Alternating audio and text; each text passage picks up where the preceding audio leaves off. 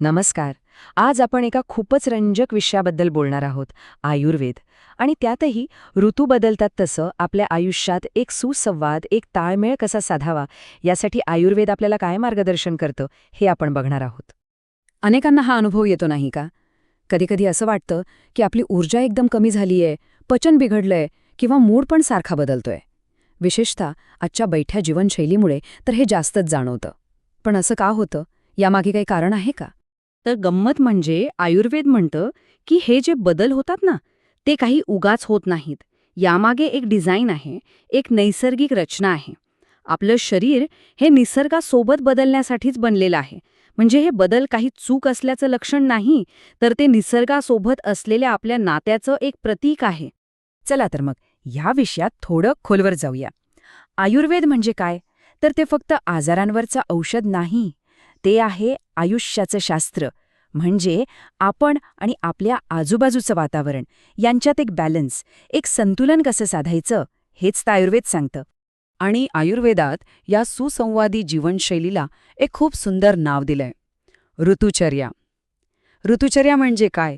सोप्या भाषेत सांगायचं तर ऋतू जसा बदलेल तसं आपल्या रोजच्या जगण्यात आपल्या सवयींमध्ये बदल करणं. बरं, याची सुरुवात होते सूर्यापासून. हो, सूर्यापासून. आयुर्वेद पूर्ण वर्षाची विभागणी सूर्याच्या प्रवासावरून 2 मुख्य भागांमध्ये करतं. आणि या स्थितीचा थेट परिणाम आपल्या ऊर्जेपासून ते पचनशक्तीपर्यंत प्रत्येक गोष्टीवर होतो. तर हे 2 भाग कोणते? पहिला आहे आदानकाळ आणि दुसरा विसर्गकाळ. आता नावं थोडी कठीण वाटतील, पण कॉन्सेप्ट एकदम सोपा आहे. आदान म्हणजे घेणे किंवा शोषण करणे.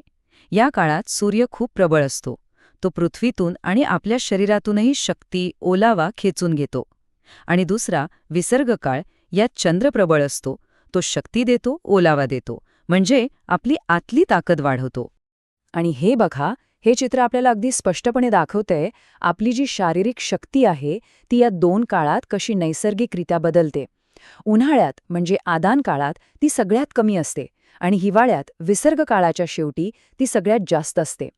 हे जे नैसर्गिक चढउतार आहेत ना, ते समजून घेणं खूप महत्वाचं आहे. ठीक आहे, मग हे सगळं ज्ञान तर मिळालं, पण आता याचा रोजच्या आयुष्यात वापर कसा करायचा? म्हणजे ही फिलॉसॉफी आपण आपल्या सवयींमध्ये कशी आणायची? चला, तेच बघूया. इथे बघा, हिवाळा आणि उन्हाळा यांची किती छान तुलना केली आहे. हिवाळ्यात बाहेर थंडी असते, बरोबर? त्यामुळे आपल्या शरीरातली पचनशक्ती म्हणजे आपला अग्नी खूप वाढलेला असतो. म्हणून मग पचायला जड म्हणजे गोड, आंबट, खारट पदार्थ खाल्ले तरीच चालतात. आणि याच्या अगदी उलट उन्हाळ्यात होतं. शरीरातली ऊर्जा कमी होते, म्हणून हलकं, थंड आणि भरपूर पाणी असलेले पदार्थ खाण्याचा सल्ला दिला जातो. लॉजिक कळतंय ना? ऋतूंच्या गुणांच्या विरुद्ध आहारविहार ठेवायचा. आता आपण एका अशा आयुर्वेदिक औषधीबद्दल बोलूया, जी खरं तर जगातलं सगळ्यात वाईट तण म्हणून ओळखली जाते. आश्चर्य वाटलं ना? पण आयुर्वेदाच्या नजरेतून पाहिलं तर तिची गोष्टच वेगळी आहे. तर हे तण म्हणजे दुसरं तिसरं काही नसून एक खूप शक्तिशाली औषधी वनस्पती आहे, नागरमोथा. हे फक्त पचन सुधारत नाही, तर वजन कमी करण्यापासून ते इन्फेक्शनपासून वाचवण्यापर्यंत अनेक गोष्टींसाठी फायदेशीर आहे. यावरून एक गोष्ट नक्की कळते, निसर्गात कोणतीच गोष्ट टाकाऊ नसते. बरं, या छोट्या छोट्या बदलांव्यतिरिक्त आयुर्वेद एका सखोल शुद्धीकरणाबद्दल पण सांगतं. याला म्हणतात पंचकर्म. हे विशेष करून जेव्हा ऋतू बदलतात त्या महत्वाच्या काळात केलं जातं. पण पंचकर्म का करायचे? तर बघा, वसंत ऋतूत काय होतं, हिवाळ्यात आपल्या शरीरात जो कफदोष साठलेला असतो तो उन्हामुळे वितळायला लागतो. आणि हा जास्तीचा कफ आपली पचनशक्ती मंद करतो, शरीरात आळस आणतो. पंचकर्म नेमकं ह्याच असंतुलनाला नीट करायला मदत करतं. यातलीच एक महत्वाची प्रक्रिया आहे वमन. नाव ऐकून कदाचित थोडं विचित्र वाटेल, पण ही एक शास्त्रीय पद्धत आहे. आपण हे 3 सोप्या टप्प्यात समजू शकतो. पहिलं आहे पूर्वकर्म, ज्यात औषधी तूप पिऊन आणि मालिश करून शरीर तयार केलं जातं. मग येते मुख्य प्रक्रिया, ज्यात शरीरातले अतिरिक्त दोष बाहेर काढले जातात. आणि शेवटी पश्चात्कर्म, ज्यात शरीराला हळूहळू विश्रांती देत पूर्ववत केलं जातं. चला तर मग या सगळ्या चर्चेचा आपण आता सार पाहूया. या प्राचीन ज्ञानाचा आजच्या आपल्या आधुनिक आयुष्यात काय उपयोग आहे हे समजून घेऊया. तर सगळ्यात महत्वाचा मुद्दा काय? आयुर्वेदानुसार आरोग्य म्हणजे काहीतरी एकदम परफेक्ट, स्थिर अवस्था नाहीये.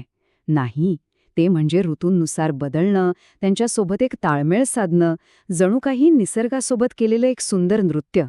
ही एक सतत चालणारी प्रक्रिया आहे. आणि जाता जाता एक प्रश्न आपल्या सगळ्यांसाठी. आज आपलं आयुष्य कसं आहे?